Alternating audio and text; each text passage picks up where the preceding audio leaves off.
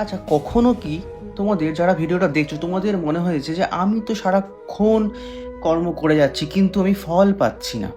তো এই ক্ষেত্রে শ্রীকৃষ্ণের একটা বাণী তোমাদের বলি। তিনি বলেছিলেন, কর্মণ্যে বাধি করস্তে মা ফলেষু কদাচনা।